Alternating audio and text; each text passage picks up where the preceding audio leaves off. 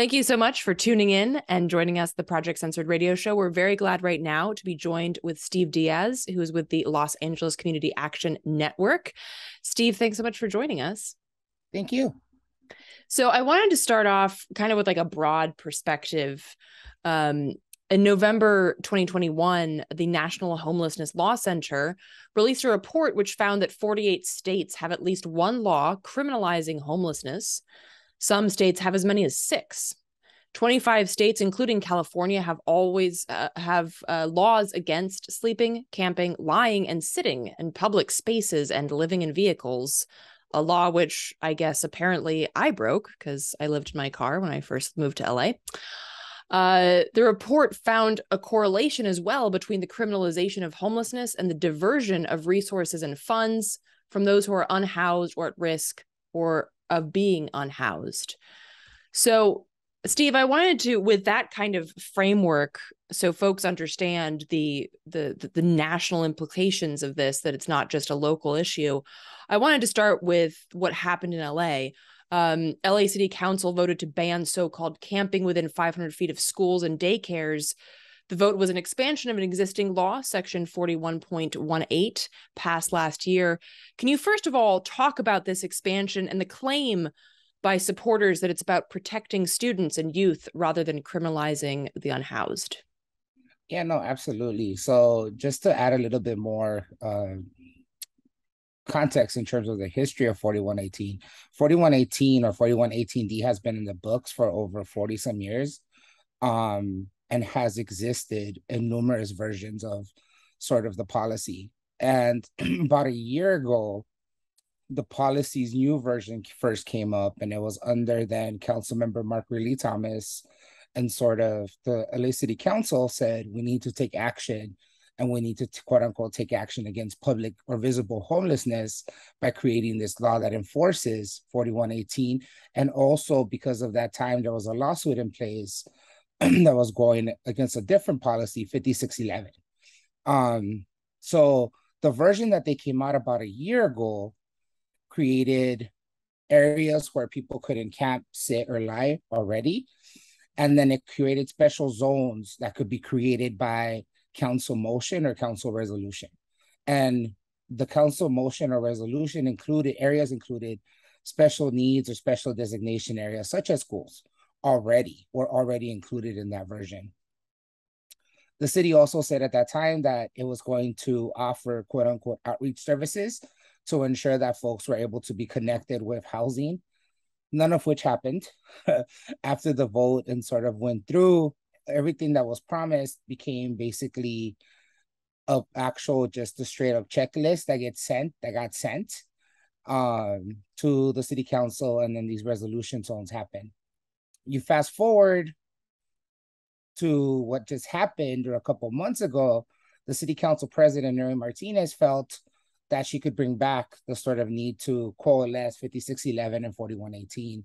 And when it was supposed to just be a straight procedural fix for allowing that to happen, mysteriously, the motion that was put in place once by Councilmember Joe Buscaino now came back, and the city began to sort of examine how it could create the 500 feet stay away zones from school.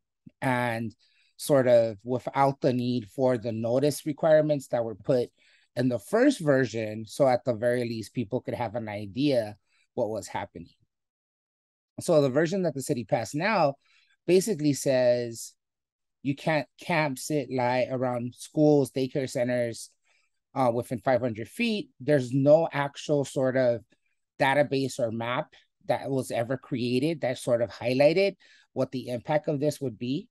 There was a campaign, the controller, Kenneth Mejia campaign for controller actually was the only group of people that took it upon themselves and created a map highlighting what this impact would be, and sort of showed that depending on the council district, anywhere between 20 to 40% of the council districts, depending on the council district, would be sort of taken away from people's ability to rest under the auspices of sort of child safety and children safety. What nobody talks about when we're talking about this is what happens to the other five? Yeah, within 500 square feet, you can't sort of see, there won't be visible homelessness, but the numbers are continuing to grow. So more and more people are becoming houseless. Los Angeles is one of the most unaffordable cities in the nation. There's impending evictions from COVID, not to mention all the economic sort of impacts that have happened over the last decades. So yeah, within 500 square feet, you won't be able to see, quote unquote, but then there's still the rest of the council district and there's the rest of the city. And there's no actual debt put in the actual homeless crisis that is existing or the houseless crisis that is existing. So that's not talked about, right? They're talking about it as safety. They're talking about it as we're trying to do something for children. Well, if you were really trying to do something for children, you would invest in the 50 some thousand children that are in LAUSD already, that are in LAUSD right now who are houseless. And none of that type of investment's happening. None of the investment that's going to go towards enforcing these zones that are basically going to guarantee an interaction with law enforcement for houseless individuals. None of that money is being invested into actual concrete solutions. And those solutions have been proven to sort of create true safety.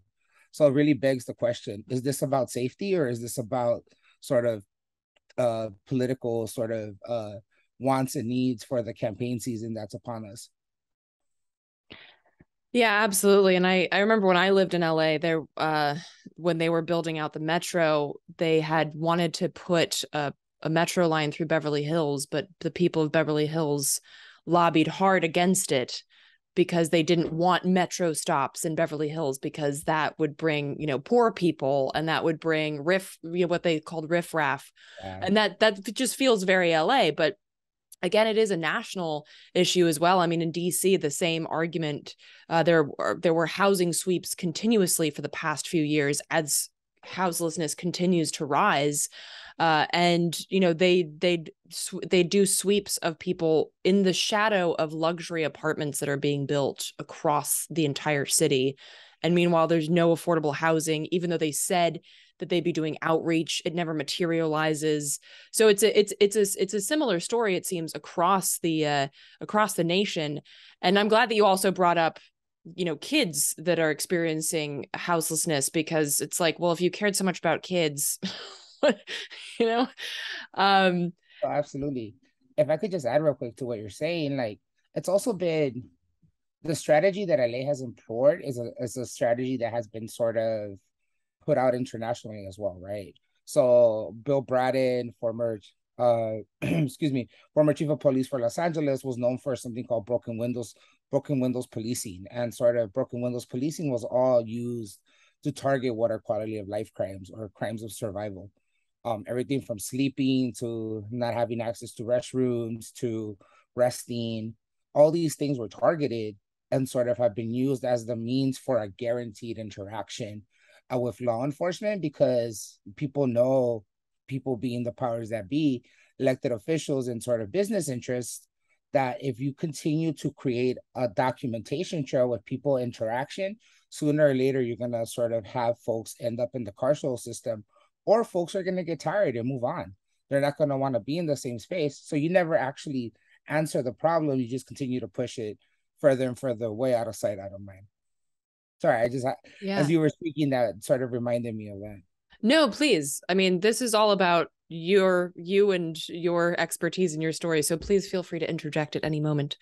Um, and I also wanted to get into a little bit about what happened at the council hearing, because this also became national news, because the city brought in riot police. And as one person on Twitter, at the handle at Film the Police LA, caught on video, a police captain not only orders the small crowd to disperse while standing behind a line of riot cops, he also threatens people with arrest, but with also less than lethal munitions, which, for folks who don't know, includes things like tasers, tear gas, and rubber bullets, all of which can cause severe injury and even death. So it's not really less than lethal.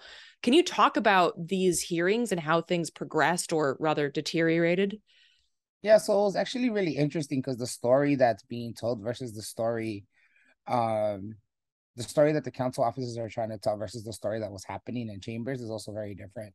So the first hearing actually the very first hearing that happened 2 weeks ago or 3 weeks ago now, we were there, and of course, folks were upset, peacefully sort of articulating their discomfort and sort of being mad at the city council. And folks were chanting, folks were screaming, and we actually ended up leaving. We left on our own the first week, and the first week sort of there was the same amount of police. They weren't in riot gear. They were there. They took a while to get there, but they definitely was a different environment.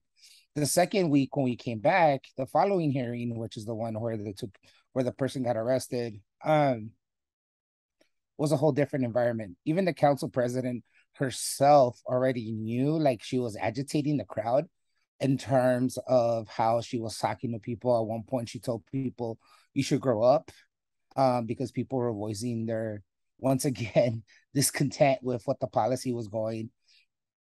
And when the riot officers moved in, like, people were once again peacefully protesting.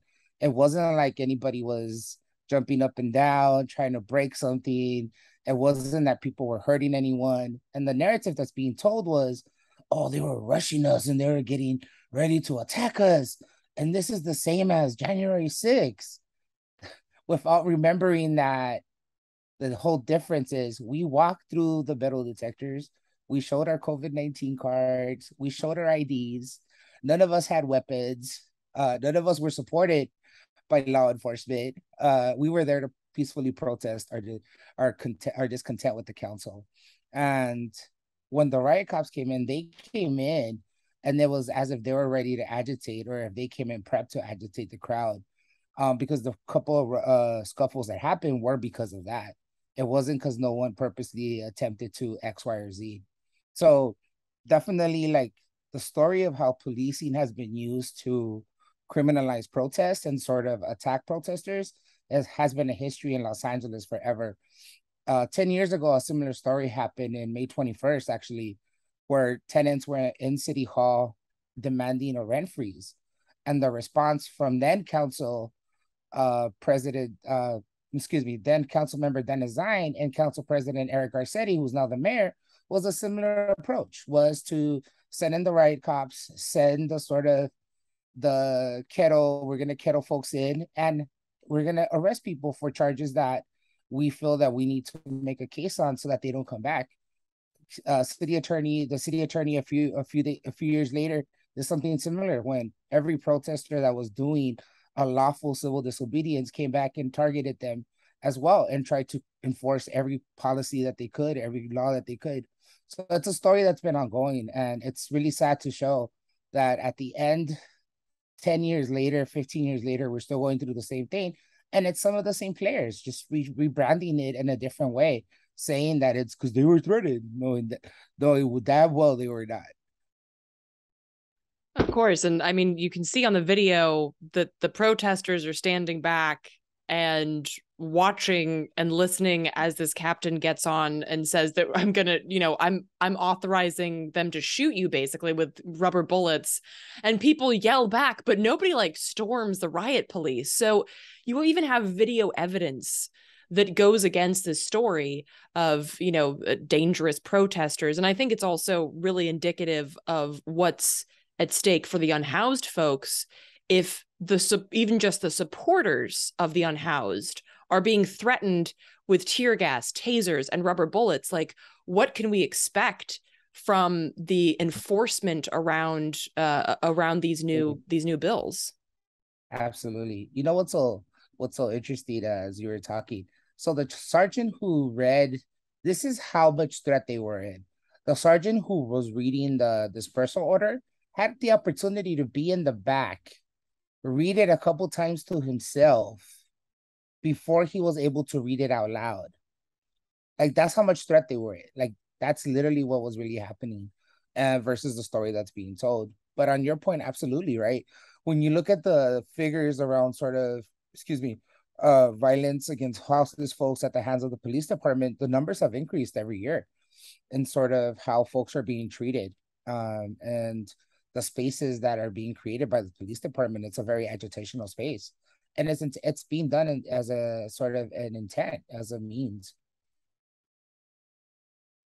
Yeah, absolutely. To keep the to keep the rich and famous safe from the realities of capitalism. Um, Absolutely. and I I want to also get into I want to get into what y'all are doing, but I also want to kind of circle back to this quote unquote outreach, because according to the Los Angeles Homeless Services Authority, there were more than 63,000 people experiencing homelessness in LA County in 2020, a number which by now is likely increased and was at the time a 13% increase from 2019. So I'm curious, from your experience, what has LA County and or the city done to address these root causes, in lieu of or as well as doing this, criminalizing homelessness? It's very interesting because at the same time that so the county is doing way more than what the city's doing. Let's be clear and transparent about that. The county is investing in services. The county is trying to create innovative models to sort of address the issues of houselessness and homelessness. The city, on the other hand, is relying on voters and relying on other sources to be created, but not doing enough to stop folks from becoming homeless and sort of investing the resources that it should invest in permanent supportive housing into policing. The perfect example is Proposition HHH. The voters agreed to tax themselves $1.2 billion over 10 years to create the housing that's needed. Well, the voters said, we're ready to pony up. What the electeds didn't do is they didn't cut down the bureaucratic cost that's associated with development. So if you're not moving the entitlement process, if you're not allowing for permits to be expedited, if you're not creating means to facilitate the housing to be created, you're never going to have sort of the impact that you need. So at the same time that the city was saying we're going to do this, the voters were saying, yes, we want to support that, but the city wasn't supporting what the voters were trying to do.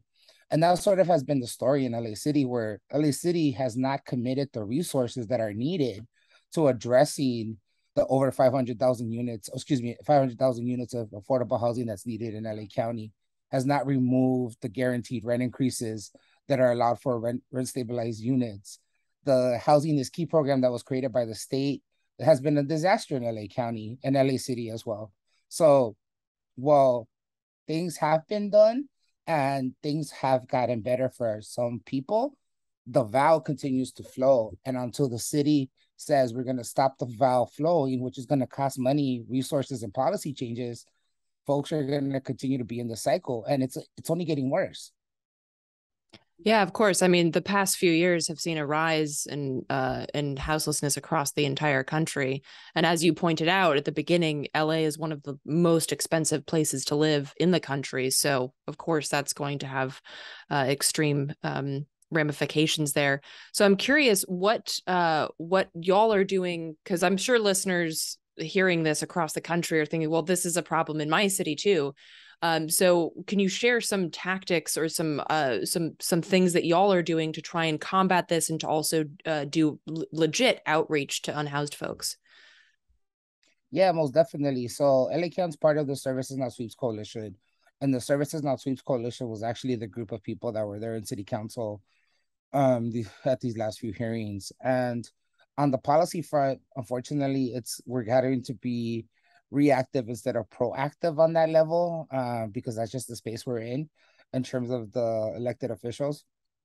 On the community level, each organization that's engaged in the Services Not Sweeps Coalition has its own sort of tactics and strategies.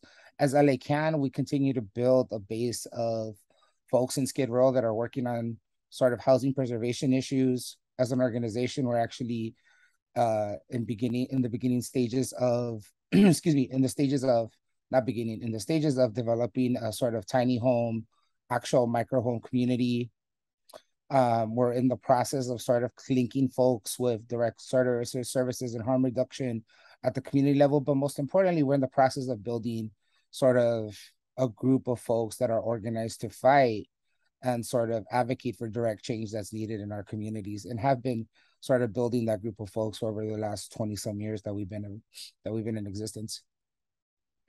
Yeah, that's fantastic, and it shows also like the importance a diversity of tactics. And uh, Absolutely.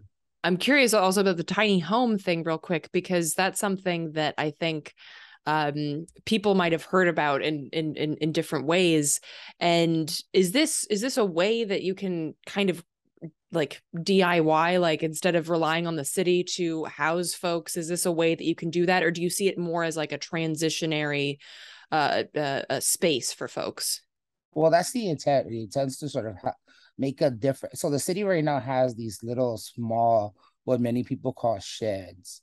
And yes, absolutely, right? Like when you're on the street, you're suffering, it's cold, it's hot, you want to find a space, you want to find a safe space. No one's going to sort of deny that. But the city has these small sheds that are overpriced, take multiple years to develop, and sort of basically are about less than 150 square feet, like tiny, tiny.